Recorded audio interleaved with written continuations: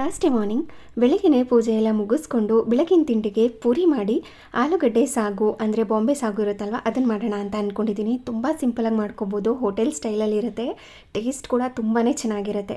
ಮೊದಲಿಗೆ ಈರುಳ್ಳಿನ ಸಣ್ಣದಾಗಿ ಉದ್ದುದ್ದ ಕಟ್ ಮಾಡ್ಕೋಬೇಕು. ಸ್ವಲ್ಪ ತರಕಾರಿ ಒಗ್ಗರಣೆಗೆಲ್ಲ ರೆಡಿ ಮಾಡಿಕೊಂಡು ಆಲೂಗಡ್ಡೆನ ಬೇಯಿಸಿ ಸಿಪ್ಪೆ ತೆಗೆದು ಈ ಥರ ಮ್ಯಾಶ್ ಮಾಡಿ ಇಟ್ಕೊಂಡಿದ್ದೀನಿ. ಅಂದರೆ ಫುಲ್ ಸ್ಮೂತಾಗಿ ಮ್ಯಾಶ್ ಮಾಡ್ಕೋಬಾರ್ದು. ನಂತರ ಒಂದು ಬಾಣಲಿಗೆ ಎಣ್ಣೆ ಕಾದಾದ ನಂತರ ಸಾಸಿವೆ, ಜೀರಿಗೆ, ಕಡಲೆಬೇಳೆ, ಉದ್ದಿನಬೇಳೆ, ಗೋಡಂಬಿ, ಸ್ವಲ್ಪ ಶುಂಠಿನ ಸಣ್ಣದಾಗಿ ಕಟ್ ಮಾಡ್ಕೊಂಡು ಸೇರಿಸಿ ಫ್ರೈ ಮಾಡ್ಕೊಂಡಿದ್ದೀನಿ. ನಂತರ ಹಸಿಮೆಣಸಿನಕಾಯಿ, ಕರಿಬೇವಿನ ಸೊಪ್ಪನ್ನು ಹಾಕಿ ಫ್ರೈ ಮಾಡಿ ಸಣ್ಣದಾಗಿ ಉದ್ದುದಾಗಿ ಕಟ್ ಮಾಡಿ ಇಟ್ಕೊಂಡಿರುವಂಥ ಈರುಳ್ಳಿನ ಸೇರಿಸಿ ಫ್ರೈ ಮಾಡ್ಕೊಂಡಿದ್ದೀನಿ.